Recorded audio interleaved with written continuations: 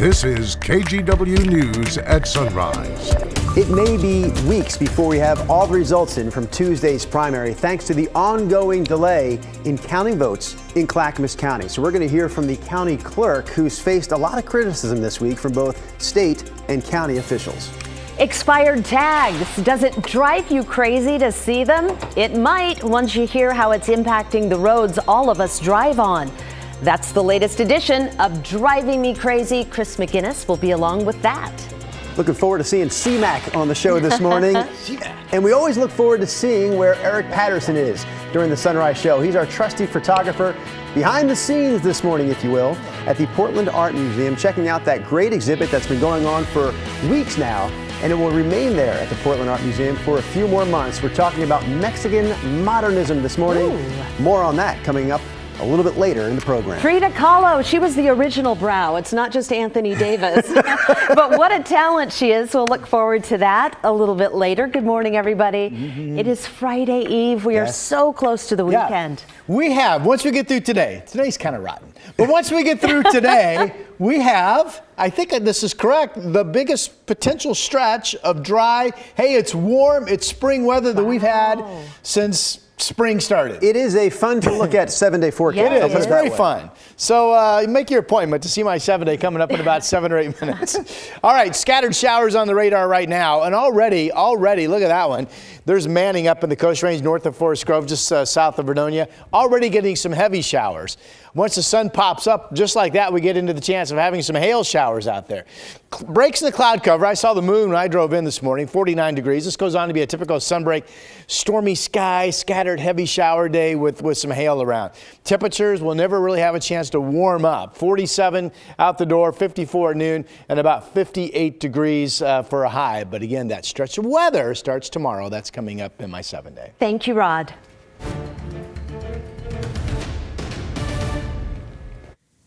This was a big mistake. It was a huge mistake, and it's not one that I'm happy with at all. Clackamas County Chair Tootie Smith saying she's frustrated about the ballot delays that are putting election results on hold. In an emergency meeting yesterday, County Clerk Sherry Hall, who's in charge of the county elections office, talked about the problem. Only 10,000 votes have been counted by election night. That's just a fraction of the ballots turned in. The problem stems from a printing issue affecting 2/3 of the ballots. The barcodes don't work, so teams of bipartisan volunteers have had to duplicate those faulty ballots and enter them by hand. That is a time-consuming process, and critics are asking why Hall wasn't better prepared to address the issue before now. Oregon Secretary of State and the Clackamas County Chair are both calling the situation unacceptable. To what degree do you take personal accountability for what happened? I am the clerk, and it is my responsibility, and I absolutely don't like what happened, but it did happen, and so we had to come up with a solution. As of yesterday, Clackamas County had received about 91,000 ballots, with more expected in the mail. Hall said it'll take days or even weeks to get through all of those, but she promised to meet the June 13th deadline when results must be certified. So one of the biggest races impacted by this delay is the U.S. House District 5 seat. Jamie McLeod-Skinner is leading incumbent Kurt Schrader right now by a 60 to 40% margin. If Schrader winds up losing, it would be the first time since 1980 that an incumbent member of Oregon's congressional delegation lost a primary. In a statement, Schrader says, quote, "I remain optimistic that our message to Oregon families has resonated with voters across the 5th Congressional District." He says, "We will wait until the final votes are counted, including those here in Clackamas County, because every vote matters." We also received a statement from Jamie McLeod-Skinner, who said, in part, "Every vote must be counted. Now more than ever, it's important that we respect and support the integrity of our elections." Well, the crowded field in the Oregon governor's race has been narrowed down to 3 women. Tina Kotek for the Democrats, Betsy Johnson, who's running unaffiliated, and Christine Drazen for the GOP. So it's a race now that breaks new ground here in Oregon, and it's also setting the stage for what could be the state's most expensive race ever. Here's Galen Etlin with more. In the packed race for Oregon governor, 3 will remain in November. Democrat Tina Kotek on the left, moderate Betsy Johnson in the middle, running not affiliated with a party, and Republican Christine Drazen on the right. It's a really powerful moment for Oregon. Rebecca Tweed is a political consultant watching history unfold with women from 3 parties. 3 very strong women, very credible, very intelligent. That's probably something that hasn't happened before.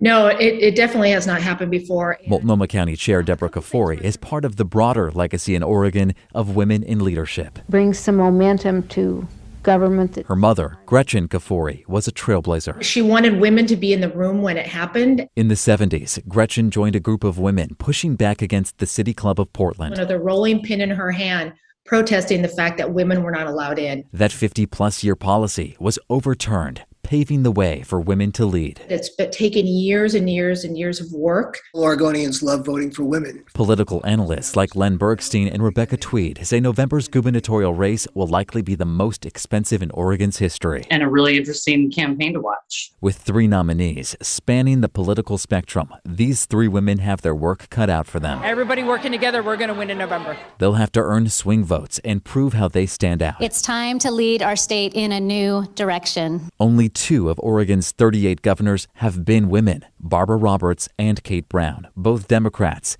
So now, this year, no matter how the election turns out in November, we will have another woman in the room where it happens. Representation will grow.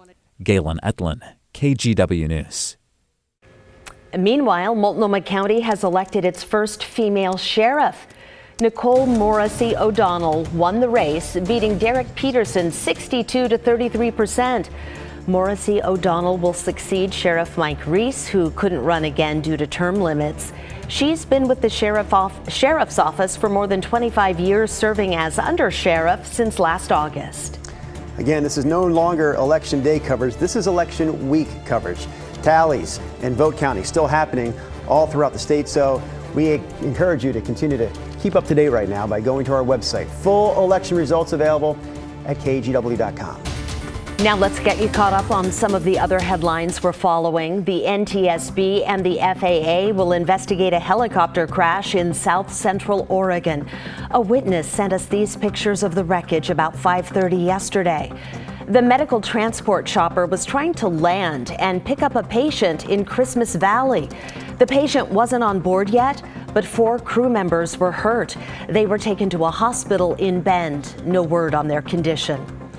Gresham police are investigating a shooting last night that seriously injured a man in the Rockwood neighborhood. Shots were fired just before 7 o'clock at 190th and Southeast Yamhill.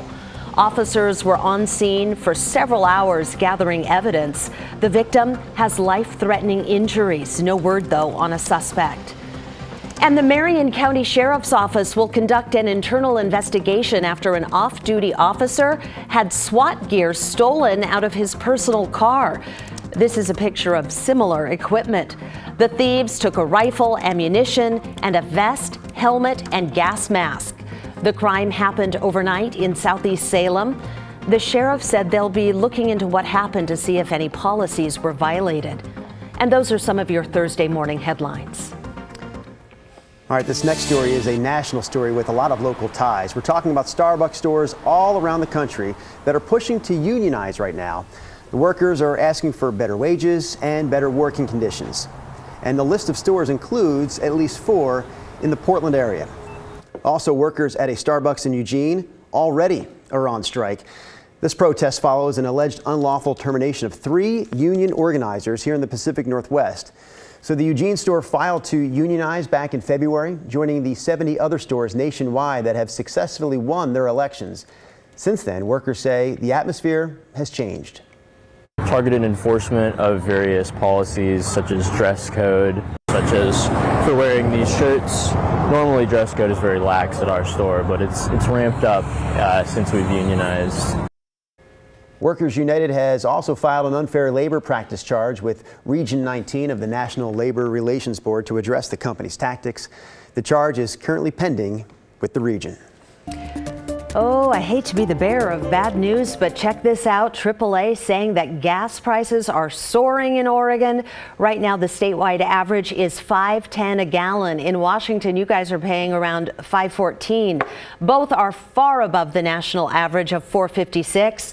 Some experts are predicting that gas prices will hit $6 a gallon by later this summer. Ouch. Well, the stock market took a big hit this week. The Dow dropping 1,100 points yesterday, its worst day since June of 2020. The losses were driven in part by quarterly reports from big retailers like Target and Walmart. Earnings were much lower than Wall Street estimates because of higher fuel costs and wages. Target and Walmart both saw their stock prices drop. In fact, the market has been under pressure all year because of inflation and higher interest rates. A moment ago, you said, I hate to be the bearer of bad news. And I thought it is tough to be a news anchor and not be the bearer of bad news once in a while. Yeah, some days it's like that. I was thinking, well, they keep your mouth shut. Rod and I always have these thoughts while Brenda's speaking here on the Sunrise Show. I also thought this. It's a good day to be the weatherman because you have some good news on the horizon. Actually, my dear, I'm very pleased to be following that story because my story is the opposite. I have wonderful news. I was giddy when I started going through my weather routine this morning and said, I'm going to cancel that rain chance and cancel that rain chance, bump these temperatures up. How about that, huh? There should be an emoji on everyone's phone called the Giddy Rod. The Giddy Rod. All right, my yellow lines is my way to remind myself to tell you this is a dry break out here in between my railroad tracks, if you will. Storms out here in the Pacific are starting to go up to the north. And once the showers end today, the next rain chance I have on the 7-day is Wednesday of next week. And there are some miles that say that doesn't even hold true. Now, the bad news is, we'll talk about bad news later.